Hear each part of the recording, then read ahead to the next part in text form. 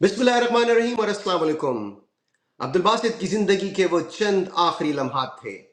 उन्हें फांसी देने के लिए फांसी घाट की तरफ ले जाया जा रहा था, लेकिन उस वक्त बहुत तेज बारिश हो रही थी और इसी के सबब जेल हुक्काम को उनकी फांसी कुछ देर के लिए रोकनी पड़ी। कुछ देर इंतजार के बाद जब बारिश रुकी तो सजा पर अमल दरामद का फैसला हुआ, लेकिन फौरन ही बारिश दोबारा शुरू हो गई। कुछ देर और इंतजार किया गया और उसके बाद ये फैसला आया, ये हुक्म आया कि उनकी फांसी की सजा फिलहाल मुअत्तल की जा रही है। अब्दुल बासित कौन है और हम आज उनकी बात क्यों कर रहे हैं? अब्दुल बासित फैसलाबाद के एक रिहायशी हैं। वो वहां के एक मेडिकल कॉलेज में मुलाजमत करते थे और सन 2007 में शादीशुदा होने के बावजूद वो मुबैना तौर पर एक खातून के इश्क में गिरफ्तार हो गए। उन खातून के घर वाले इस शादी पर आमादा नहीं थे। अब्दुल बासित और उनके घर वालों के दरमियान तल्ख कलामी हुई और अब्दुल बासित की फायरिंग से उस लड़की के मामू जाँ बहक हो गए। उन खातून के घर वालों का मौक़िफ़ ये है कि ऐसा कोई मामला नहीं था, बल्कि अब्दुल बासित मुबैना तौर पर रिश्वत तलब कर रहे थे मेडिकल कॉलेज में दाखिले के लिए। इसी सबब तल्ख कलामी हुई और ये हादसा पेश आया। मामला जो भी हो, अब्दुल बासित मुजरिम ठहरे और उन्हें सजाए मौत सुना दी गई। उनकी सजा पर फौरी तौर पर अमल दरामद अभी नहीं हुआ था कि सन 2010 में जेल में हंगामे हुए। इस दौरान अब्दुल बासित बहुत शदीद बीमार थे, शायद वो टीबी का शिकार थे। एक हफ्ते तक कोई उनकी तीमारदारी के लिए या उनको दवाई देने के लिए नहीं आया। इस दौरान उन पर फालिज का हमला हुआ और वो माजूर हो गए। बाज़ माहिरीन के मुताबिक एक माजूर शख्स को सजाए मौत यानी फांसी की सजा नहीं दी जा सकती, क्योंकि उस शख्स को तख्ता दार पर खड़ा होना पड़ता है, तब उसके गले में फंदा डाला जाता है। ह्यूमन राइट्स ऑर्गेनाइजेशंस ने अपील की कि अब्दुल बासित की फांसी को खत्म किया जाए, लेकिन ऐसा होता नजर नहीं आ रहा था। आज ये स्टोरी हम इसलिए शेयर कर रहे हैं कि अब अब्दुल बासित की फांसी की सजा को खत्म करके उनकी रिहाई का हुक्म दे दिया गया है और ऐसा किया है सदर आसिफ जरदारी ने। और सिलसिले में आजम नज़ीर तारड़ जो वफाकी काबीना के मेंबर हैं और वजीर आजम शहबाज शरीफ की काविशें भी हैं। आप सोच रहे होंगे ये स्टोरी हम आपको क्यों बता रहे हैं। जिस तरह से जब ये हुकूमत इंसानी हुकूक की खिलाफ वर्जियाँ करती है तो हम उसकी निशानदेही करते हैं और आपको बताते हैं। इसी तरह से जब कोई इंसानी हमदर्दी के तहत कोई बात होगी तो हम वो भी आपके लिए रिपोर्ट करेंगे, ताकि हमारी क्रेडिबिलिटी पर आपको कोई शुबा ना हो कि हम सिर्फ तनकीद करते हैं। जहां पर कोई ऐसी बात होगी जहां इंसानी हमदर्दी की बुनियादों पर हुकूमत पे फैसला करेगी तो हम आपके लिए रिपोर्ट करेंगे। और जैसा कि मैंने कहा कि स्टोरी हम आज इसलिए रिपोर्ट कर रहे हैं कि अब अब्दुल बासित की सजाए मौत को ख़त्म करके उनकी रिहाई का हुक्म दे दिया गया है। अब्दुल बासित माजूर है, वो चल फिर नहीं सकते। फालिज के सबब उनका निचला धड़ नाकारा हो गया था। अब चलते हैं अपनी टॉप स्टोरी की तरफ। इमरान खान ने एक मरतबा फिर बहुत तवील ट्वीट किया है। उन्होंने कहा है कि तोशाखाना 2 का केस मुकम्मल तौर पर झूठा है। अदालत में इसे तेजी से आगे बढ़ाया जा रहा है। हालांकि इससे कबल इस केस के मरकजी सरकारी गवाह अदालत में झूठे साबित हो चुके हैं। इसके बाद ये केस बोगस हो चुका है। उन्होंने कहा कि मेरे मिलिट्री सेक्रेटरी ब्रिगेडियर अहमद और deputy military secretary colonel Rehan ने भी तस्दीक की है कि कवायद के ऐन मुताबिक तोहफे की दस्तावेजात मुकम्मल थी। इमरान खान की ये बातें बिल्कुल क्रेडिबल हैं। इमरान खान ने अगर वहां से तहाइफ लिए तो यकीनी तौर पर उन गवाहान की गवाही के मुताबिक भी उन्होंने कानूनी तकाजे पूरे किए। इसलिए ये सिर्फ और सिर्फ इंतकामी कार्रवाई के अलावा कुछ नजर नहीं आता। और अगर आप देखें कि बाकी लोग जो हैं, इमरान खान ने अपने ट्वीट में उन लोगों का भी जिक्र किया है। मैं क्विकली आपको बता देता हूँ। उन्होंने मरियम नवाज का जिक्र किया है, उन्होंने आसिफ जरदारी का जिक्र किया है। उन्होंने कहा नवाज शरीफ के खिलाफ तोशाखाना से बुलेट प्रूफ मर्सिडीज गाड़ी निकलवाई। आसिफ जरदारी ने तोशाखाना से नाजायज तौर पर 3 गाड़ियां निकलवाई और मरियम नवाज ने तोशाखाना से गाड़ी निकलवाने के बाद उसे टैक्स रिटर्न में दिखाया और ना कहीं डिक्लेयर किया। ये है इनके कारनामे। लेकिन चूंकि ये एस्टेब्लिशमेंट के साथ है, एस्टेब्लिशमेंट इनके साथ है और एस्टेब्लिशमेंट ज़ाहिर है पाकिस्तान की तो हो नहीं सकती। ये यकीनन किसी और मुल्क की एस्टेब्लिशमेंट होगी। हो सकता है डेनमार्क की एस्टेब्लिशमेंट हो, क्योंकि पाकिस्तान की एस्टेब्लिशमेंट तो है ही नहीं। वो तो कहते हैं उनका सियासत से कोई ताल्लुक नहीं है।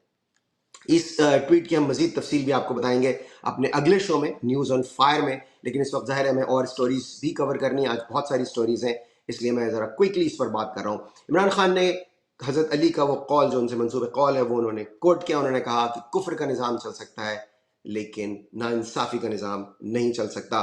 انہوں نے پھر اپیل کی ہے لوگوں سے کہ وہ تیاری کریں، کیونکہ عمران خان کے بقول اب وقت قریب آ گیا ہے اس ظلم اور جبر کو ختم کرنے کا۔ انہوں نے کہا ہے تیاری پکڑے۔ اچھا جی، معیشت پہ بات کی انہوں نے، ناانصافی اور فسائیت پر بات کی، اور بہت سارے انہوں نے اس میں فیکٹرز گنوائے۔ سب سے بڑا فیکٹر جو انہوں نے بتایا ہے موجودہ حکومت کی ناکامی، جس سے انڈیکیشن جو ملتی ہے وہ یہ ہے کہ ٹیکسٹائل کی صنعت تباہ ہو گئی ہے اور معیشت پوری طرح سے ناکام ہو چکی ہے ان کے بقول، عمران خان کے بقول۔ دیکھیں اس میں کوئی شبہ نہیں ہے، جس وقت آپ نے عمران خان کی حکومت ہٹائی تھی، جنرل باجوہ نے، جنرل ندیم انجم نے مل کے ایک سازش کی تھی، اور اس میں شامل کیا تھا ان لوگوں کو جو اپنے آپ کو نام نہاد جمہوری بنتے ہیں، بہت بڑے، نون لیگ، نمرود لیگ جو کہ اس وقت ناکام لیگ ہے، نامراد لیگ ہے، آپ اسے جو کہیں، اور وہ تو ہے ہی پیپلز پارٹی جو کہ اب بالکل ایک چھوٹی سی اتنی سی جماعت رہ گئی ہے پیپلز پارٹی۔ ان دونوں کو ملایا، اور وہ جو ہے مجبور قومی موومنٹ ہے یا مظلوم قومی موومنٹ ہے یا متحدہ فوجی موومنٹ، آپ اس کو کہہ لیں، جو نام آپ کو اس کو دینا ہے، ایم کیو ایم ہے، وہ ان کو ملایا۔ پھر مینگل صاحب بیچارے آج کل پھر ان کے عقل آ گئی ہے ٹھکانے، شاید اب کیا کہہ سکتے ہیں ان کو، وہ اب انقلابی بنے ہوئے، لیکن وہ بھول جاتے ہیں کہ اس دور میں انہوں نے کیا کردار ادا کیا تھا۔ تو یہ سب مل کے انہوں نے عمران خان کی حکومت گرایا، ان کا شوق پورا ہو گیا۔ تو اس میں تو کوئی شبہ نہیں ہے کہ یہ لوگ اکانومی کو تو ریوائیو کرنے میں ایبسلیوٹلی فیلڈ، ناکام ہو چکے ہیں۔ تو اور بھی ظاہر ہے اس میں چیزیں عمران خان نے جو کہی ہیں باتیں، ہم انشاءاللہ تعالیٰ اپنے اگلے شو میں نیوز اینڈ فائر میں انہیں کور کریں گے۔ انٹرنیشنل سٹوریز کی طرف چلتے ہیں۔ ایک بہت بہت بڑی پیش رفت ہوئی ہے۔ اگر آپ کو یاد ہو، اب سے 2 روز قبل ہم نے آپ کو جب بتایا تھا کہ کس طرح سے قطر اور اسرائیل کے درمیان مصالحت کرانے کے لیے امریکہ نے پس پردہ کوششیں کی تھیں، سفارتی کاوشیں کی تھیں، اس میں پریزیڈنٹ ٹرمپ نے ایک پیشکش قطر کو یہ بھی کی تھی کہ اگر قطر چاہے تو امریکہ اس کی سیکیورٹی کی گارنٹی دے سکتا ہے، اور آج وہ بات پایہ تکمیل تک پہنچی ہے۔ پریزیڈنٹ ٹرمپ نے ایک ایگزیکٹو آرڈر جاری کی ہے، بہت ہی انیوژول بات ہے، اور وہ ایگزیکٹو آرڈر کیا کہتا ہے؟ وہ یہ کہتا ہے کہ قطر پر حملہ امریکہ کی سلامتی پر حملہ تصور ہوگا۔ جی ہاں، نیٹو کا جو آرٹیکل 5 ہے وہ یہی کہتا ہے، جو نیٹو کنٹریز نے مل کے وہ کیا ہوا ہے، اور آپ نے اس کا عملی مظاہرہ دیکھا کہ جب 9/11 ہوا، یعنی امریکہ پہ حملہ ہوا، تو تمام ملکوں نے جو نیٹو کی کنٹریز ہیں، جو اس کے سگنیٹریز ہیں، انہوں نے اپنی فورسز آفر کی۔ اب آپ اندازہ لگائیے کہ امریکہ نے اتنی بڑی کمٹمنٹ اب قطر کو دی ہے کہ قطر پر حملہ، امریکہ پر حملہ ہوگا، اور یہ بالکل اسی نوعیت کا معاہدہ ہے جو کہ نیٹو کا آرٹیکل 5 جس کا تقاضا کرتا ہے کہ نیٹو کے ایک ملک پر حملہ نیٹو کے تمام ممالک پر حملہ تصور ہوگا۔ اور اسی لیے ظاہر ہے کہ یوکرین چونکہ نیٹو کا حصہ نہیں ہے، اس لیے باقاعدہ طور پر جو نیٹو ممالک ہیں وہ اس میں جنگ میں شامل نہیں ہو سکتے، لیکن آپ کو پتہ ہے پس پردہ تمام ممالک مدد کر رہے ہیں، بہت سے ممالک مدد کر رہے ہیں، یورپ مدد کر رہے ہیں، امریکہ نے اتنا اسلحہ دیا یوکرین کو، باوجود اس کے کہ یوکرین نیٹو کا ممبر نہیں ہے۔ اور ظاہر ہے روس کی یہی پوری کی پوری اس میں کمپلینٹ تھی ولادیمیر پوٹن کی کہ آپ لوگ اتنا نزدیک آ رہے ہیں اور یوکرین کو نیٹو کا ممبر بنانا چاہ رہے ہیں۔ تو یہ بہت سگنیفیکنٹ ڈیولپمنٹ ہے۔ سعودی عرب کا پاکستان سے معاہدہ ہو چکا ہے، اب قطر کا امریکہ سے معاہدہ ہو گیا ہے۔ آپ اندازہ لگائیے کہ مڈل ایسٹ کتنی تیزی سے تبدیل ہو رہا ہے، اور پھر وہ پیس کیپنگ ٹروپس جنہیں کہ فلسطین بھیجنے کی بات ہو رہی ہے، اور آپ کے علم میں ہے کہ پاکستان بقول پریزیڈنٹ ٹرمپ کے، یہ بات ہم نہیں کہہ رہے، پریزیڈنٹ ٹرمپ نے اپنی سپیچ میں کہا کہ پاکستان نے 100% ان کی حمایت کی ہے، ان کے جو ان کا پلان ہے مڈل ایسٹ کے لیے، اس کی انہوں نے 100% حمایت کی ہے۔ اچھا جی، کشمیر کی بات کرتے ہیں۔ کشمیر کی صورتحال بدستور خراب ہے، بہت خراب ہے کشمیر کی صورتحال۔ 5 ہلاکتوں کی کم از کم خبر ہے، ابھی تک 5 ہلاکتوں کی خبر ہے، بہت سے پولیس والے زخمی ہوئے ہیں، کچھ پولیس والوں کی ہلاکتوں کی بھی خبر ہے۔ ہم پھر گزارش کریں گے کہ معاملات کو سنجیدگی سے، بردباری سے، تدبر سے حل کرنے کی کوشش کیجیے۔ دیکھیے، جو ایک محاورہ ہے اردو کا، منہ کو خون لگ جانا، ظاہر ہے منہ کو خون تو لگ گیا ہے جب آپ نے دیکھ لیا کہ پی ٹی آئی جیسی جماعت جسے 80-85% پاکستان کی عوام کی تائید اور حمایت حاصل ہو، جب اس کے مظاہروں کو آپ نے بالکل کسی قابل نہیں سمجھا، جب موقع ملا آپ نے ان پر فائرنگ بھی کر دی، ان کو بند بھی کر دیا، پوری طرح سے ان کی جماعت کو آپ نے منہدم کر دیا، ٹوٹلی ڈیسیمیٹڈ دا پارٹی۔ تو آپ نے کہا یار یہ کشمیری کیا چیزیں، ہم ان سے نمٹ لیں گے۔ ضروری نہیں ہے، دیکھیں سب لوگ الگ الگ ہوتے ہیں، آپ کشمیریوں سے غلط طریقے سے ٹریٹ کر رہے ہیں، اور جیسے کہ میں نے بار بار اس خدشے کا اظہار کیا ہے، اگر یہ معاملہ پھیل گیا آپ کے ہاتھ سے نکل جائے گا. اگر پاکستان میں کہیں صحیح معنوں میں موومنٹ پنپتی ہوئی بنتی ہوئی مومنٹم نظر آ رہا ہے تو وہ کشمیر میں نظر آ رہا ہے. اور جیسے کہ میں نے کہا کہ بہت بڑی تعداد میں یہاں بھی رہتے ہیں امریکہ میں اور یو کے میں تو ظاہر ہے ہی ہیں. اگر وہاں پر مظاہرے ہوئے ہم نے اپنے پچھلے شو میں بتایا بھی تھا کہ یو کے میں وہاں کے پارلیمنٹیرینز نے باقاعدہ خط لکھا ہے. اور یہ بہت انیوژل بات ہے کیونکہ خط عموماً جو کشمیری پارلیمنٹیرینز ہیں وہ بھارت کے خلاف لکھتے ہیں. ایسا بہت کم. آپ کیسا مطلب یہ کتنی بری اس کی آپٹکس ہے کہ اب یہ خط پاکستان کے خلاف لکھا گیا ہے. Not good. اس کا تصویر کا دیکھیں ایک اور رخ ہے. جیسے کہ میں نے کہا کہ ہماری انٹیگریٹی کے لیے ضروری ہے کہ ہم تمام باتیں سامنے رکھیں. ٹھیک ہے, جیسے کہ بھی ہم نے آپ کو بتایا ہم حکومت کے ہیومن رائٹس ریکارڈ پہ تنقید کرتے ہیں, ابھی بھی کی, لیکن جہاں پر ایک قابل ستائش بات ہوئی وہ بھی ہم نے آپ کو رپورٹ کر دی. اسی طرح سے کشمیر میں جو کچھ ہو رہا ہے اس کا ایک اور پہلو ہے. ایک صحافی ہیں وہ زاہد عباسی, اچھے جرنلسٹ ہیں, اے پی پی کے لیے کام کرتے ہیں. انہوں نے ایک لکھا ہے, پیس لکھا ہے, وہ خود بھی کشمیری ہیں. انہوں نے کہا ہے کہ آزاد کشمیر کی پوری آبادی پاکستان کے ایک ضلع راولپنڈی کے برابر ہے. اس وقت آزاد کشمیر کے 2 سپوت لیفٹنٹ جنرل امداد گردیزی اور لیفٹنٹ جنرل شاہد عزیز پاکستان آرمی میں 2 کورس کمانڈ کر رہے ہیں. پاکستان کی قومی اسمبلی کا سابق اسپیکر ایک کشمیری, پاکستان کا امریکی جیسے ملک میں سفیر اسی خطے سے. یعنی وہ یہ کہنے کی کوشش کر رہے ہیں, وہ یہ بتا رہے ہیں اپنے اس پیس کے ذریعے کہ کشمیری جو محرومیوں کی بات کرتے ہیں ان میں اتنی زیادہ لیجٹمیسی نہیں ہے, ان کا یہ کلیم اتنا زیادہ لیجٹمیٹ نہیں ہے. زاہد عباسی صاحب اپنے اس پیس کے ذریعے بات کرنے کی کوشش کریں. ہم نے آپ کو کشمیر کی موجودہ صورتحال بتائی, ہم اپنے پچھلے پروگرامز میں آپ کو ان کے تمام مطالبات بھی بتا چکے ہیں. ہم مزید بھی ظاہر اس پر رپورٹ کرتے رہیں گے, لیکن ہمارا فرض ہے کہ اگر کوئی اور پوائنٹ آف ویو سامنے آئے تو اسے بھی ہم آپ کے سامنے رکھیں. یہی کریڈیبل جرنلزم کی نشانی ہے. اب وہ کہتے ہیں کہ میرے کشمیری بھائیوں ذرا اس پار سے بھی ایسی معلومات اکٹھا کرو وہاں کے کشمیر کے ساتھ کیا سلوک روا رکھا جاتا ہے. یعنی کہ وہ بھارت کی مثال دے رہے ہیں اور وہی کہہ رہے ہیں کہ جو اگر پاکستان کے کشمیر میں یعنی آزاد کشمیر میں ایسی کچھ آوازیں اٹھ رہی ہیں کہ وہ بھارت کے کشمیر کو یعنی مقبوضہ کشمیر کو اگر وہ رشک بھری نظروں سے دیکھ رہے ہیں تو وہ منع کر رہے ہیں ان کو. وہ کہہ رہے ہیں ایسا بالکل آپ مت سوچیے, مقبوضہ کشمیر میں حالات بہت خراب ہیں, آپ لوگ بہت بہتر حالات میں ہیں. جیسے کہ انہوں نے بتایا کہ فوج میں اہم عہدوں پر ہیں, پاکستان میں جو ڈپلومسی پاکستان کی جو ڈپلومیٹک کور ہے اس میں بہت اہم عہدوں پر فائز رہ چکے ہیں کشمیری بیٹر آف ہیں ان پاکستان دین دے آر ان انڈیا. اچھا جی, وہ کہہ رہے ہیں وہاں کسی ایک کشمیری کے پاس لائسنس یافتہ اسلحہ نہیں ہے, وہاں کی فوج میں اعلیٰ عہدے پر کوئی کشمیری نہیں ہے. یہ انڈیا کے کشمیر کی بات ہو رہی ہے. وہاں جو سرکار ہے اس میں کشمیریوں کے نمائندوں کی حیثیت سب کے سامنے ہے.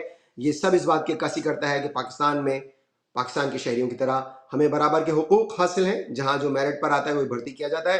پنجاب کے بعد سب سے زیادہ فوج میں آفیسرز بھرتی کرنے کا تناسب کشمیریوں کا ہے. اب اس بات کو ہم انڈیپینڈنٹلی ویریفائی نہیں کر سکتے کہ زاہد عباسی صاحب جو بات کہہ رہے ہیں یہ درست ہے یا غلط ہے, کیونکہ ابھی یہ آرٹیکل میری نظر سے گزرا تو میں نے سوچا اسے شامل کر لوں کہ کشمیریوں کا تناسب فوج میں کتنا ہے. انہوں نے کہا ہے کہ کشمیریوں جاگتے رہنا, عوامی حقوق کی آڑ میں یہ نہ ہو کہ آپ اپنی منزل سے دور چلے جائیں. یہ علیحدگی کے نعرے چکنے چپڑے ضرور ہیں لیکن یہ نعرے ہمارا مستقبل نہیں ہو سکتے. ابھی تک میں نے علیحدگی کا کوئی نعرہ نہیں سنا, مجھے نہیں پتا زاہد عباسی صاحب نے یہ نعرہ کہاں سنا ہے.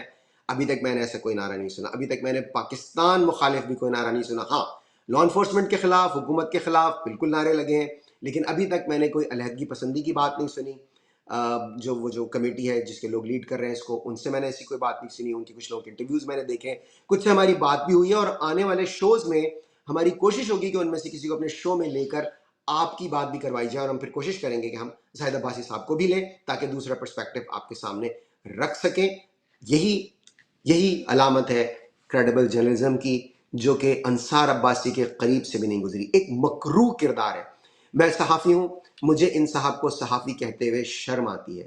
یہ ایک انتہائی خلیص کردار ہے پاکستان کی صحافت میں. میں یہ کیوں کہہ رہا ہوں, میں نے جنگ میں فرنٹ پیج پہ, بالکل ہم تو ظاہر یہاں پہ ڈیجیٹل وہ دیکھتے ہیں, ہمارے پاس ہارڈ کاپی تو آتی نہیں ہے, تو جو ای پیپر ہے اس میں نے فرنٹ پیج پر ایک خبر دیکھی. آپ حیرت زدہ رہ جائیں گے کہ کس قدر یہ شخص کوئی منافق ہے. انہوں نے کہا کہ ذرائع نے دی نیوز کو بتایا کہ ہائی کورٹ کی کچھ جج صاحبان اپنے عہدے سے مستعفی ہونے پر غور کر رہے ہیں, لیکن یہ قدم اس وقت تک نہیں اٹھائیں گے جب تک ان کی مدت ملازمت اتنی نہ ہو جائے کہ وہ تاحیات پینشن اور ریٹائرمنٹ کے بعد اپنے خاندان کے لیے سہولتوں کے حقدار نہ بن جائیں. شیم آن یو انصار عباسی, آپ ایک غلیظ مکروہ انسان ہیں, آپ نے اس طرح کی بات کی. اچھا جب میں نے جنگ میں یہ سٹوری دیکھی تو مجھے یقین نہیں آیا. میں نے کہا جنگ کیونکہ دا نیوز کی سٹوری کو ترجمہ کر کے انہوں نے لگایا ہوگا. میں دا نیوز کی ویب سائٹ پہ گیا. By the way the news وہ اخبار ہے جہاں سے میں نے اپنے صحافتی کریئر کی ابتدا کی، اور مجھے بہت فخر تھا اس اخبار پہ. اس وقت وہاں پر انصار عباسی جیسے ٹاؤٹ کام نہیں کرتے تھے. اینی وے میں نے وہاں جا کے دیکھا، مجھے یقین نہیں ہے. میں نے کہا یقیناً یہ ترجمے میں کوئی غلطی ہوئی ہے، انہوں نے کچھ نہ کچھ اس میں شامل کیا ہوگا. اس شخص نے ایک فقرہ چھوڑیے، ایک لفظ نہیں بتایا ان ججز کی حالت زار کے بارے میں کہ یہ کس کرب سے گزرے ہیں. انہوں نے اس مکرو قاضی فائز عیسیٰ کے دور میں لکھا تھا، خط لکھا تھا کہ کس طرح سے انہیں تنگ کیا جا رہا ہے، ان کے گھروں میں کیمرے لگائے جا رہے ہیں، ان کے رشتہ داروں کو تنگ کیا جا رہا ہے. ابھی پچھلے ہفتے کی بات ہے، یہ سپریم کورٹ میں گئے، یہ استدعا لے کے، یہ پٹیشن لے کے، یہ درخواست لے کے کہ انہیں کام کرنے سے روکا جا رہا ہے. اس شخص نے، اس مکروہ کردار نے، انصار عباسی نے ایک لفظ نہیں لکھا کہ وہ لوگ کس کرب سے گزر رہے ہیں، اور خود ہی اس کی سٹوری میں اس کی تردید ہے. آپ مجھے ایک بات بتائیے، اگر کوئی شخص اپنی نوکری سے اتنا پریشان ہے کہ وہ ارلی ریٹائرمنٹ لینے کی کوشش کر رہا ہے تو وہ تو لات مارے گا، وہ کہے گا بھائی لعنت بھیجو، میں تو چھوڑ کے جا رہا ہوں. وہ یہ سوچے گا کہ اس کی پینشن رک جائے گی. اور اگر کسی شخص کو اپنی پینشن کی اتنی پرواہ ہے تو عدالت میں کوئی کمی ہے مکروہ کرداروں کی؟ ہر شاخ پہ الو بیٹھا ہے، وہاں تو ہر شاخ پہ بیٹھے ہوئے، ایک سے ایک مکروہ جج بیٹھے ہوئے. ڈوگر بیٹھے ہوئے نا ابھی وہاں پہ، امین الدین صاحب بیٹھے ہوئے نا، یہ جو ہے یحییٰ صاحب بیٹھے ہوئے نا، اس سے پہلے ثاقب نثار تھے، افتخار چودھری تھے، وہ سردار ان سب کا شیطان فاضل عیسیٰ، وہ سب تھے نا. پرواہ نہیں کی نا انہوں نے کسی چیز کی، اپنی پینشن اور اپنی نوکری اپنی مراد کے لیے چمٹے رہے نا. تو جس کو اپنی پینشن اور مراد کی پڑی ہوگی تو وہ تو پھر نوکری چھوڑنے کی یا ارلی ریٹائرمنٹ کی سوچے گا ہی نہیں. اور جو سوچے گا باضمیر ہوگا. انصار عباسی جو بے ضمیر انسان ہے، اس کی طرح نہیں ہوگا تو پھر وہ پینشن کے بارے میں نہیں سوچے گا. اصل میں یہ شخص کر کیا رہا ہے اس سٹوری کے ذریعے؟ یہ ان لوگوں کو ڈسکریڈٹ کرنے کی کوشش کر رہا ہے. یہ کہہ رہا ہے کہ ان لوگوں کو اپنی پینشن کی پرواہ ہے، اس لیے یہ نوکری چھوڑ کر نہیں جا رہے. شکایتیں تو کر رہے ہیں لیکن نوکری نہیں چھوڑ رہے. نوکری کیوں نہیں چھوڑ رہے؟ کیونکہ انہیں اپنی پینشن کی پرواہ ہے. اس قدر بے شرم انسان ہے یہ. وہ لوگ شکایتیں اس لیے کر رہے ہیں کہ وہ اس ملک میں بہتری لانا چاہتے ہیں، وہ عدلیہ پر لگا ہوا دھبا دھونا چاہتے ہیں، جنہیں کام نہیں کیا کرنے دیا جا رہا. جہاں کے بارے میں صدیق جان نے اسلام آباد میں کھڑے ہو کر کہا کہ پہلے لوگ کہتے تھے وکیل کر لو، بعد میں کہنے لگے کہ وکیل چھوڑو جج کر لو، اور اب لوگ کہتے ہیں جج چھوڑو سیکٹر کمانڈر سے کہلوا دو. صدیق جان نے کہی یہ بات، میں نہیں کہہ رہا ہوں. اندازہ لگائیے اس عدلیہ کے منہ پہ جو کالک ملی گئی ہے، یہ ججز اس کالک کو دھونے کی کوشش کر رہے ہیں بیچارے. اور آپ انصار عباسی، ایک منافق انسان، یہ کہہ کے انہیں ڈسکریڈٹ کرنے کی کوشش کر رہے ہیں کہ وہ اس لیے چمٹے ہوئے ہیں کہ ان کو اپنی پینشن عزیز ہے. ہر کوئی آپ کی طرح بے ضمیر نہیں ہوتا. وہ اس ملک میں عدلیہ کی خود مختاری کے لیے آواز اٹھا رہے ہیں، اور تاریخ انہیں یاد رکھے گی. تاریخ یاد تو آپ کو بھی رکھے گی، لیکن آپ کو ایک مکروہ کردار کے طور پر، اور ان کو اجلے کرداروں میں یاد رکھے گی. آج کے شو میں بس اتنا ہی. اگلے پروگرام میں انشاءاللہ تعالیٰ آپ سے پھر ملاقات ہوگی. اپنا خیال رکھیے گا، اس چینل کو سبسکرائب کیجئے اور خوش رہیے. اللہ حافظ.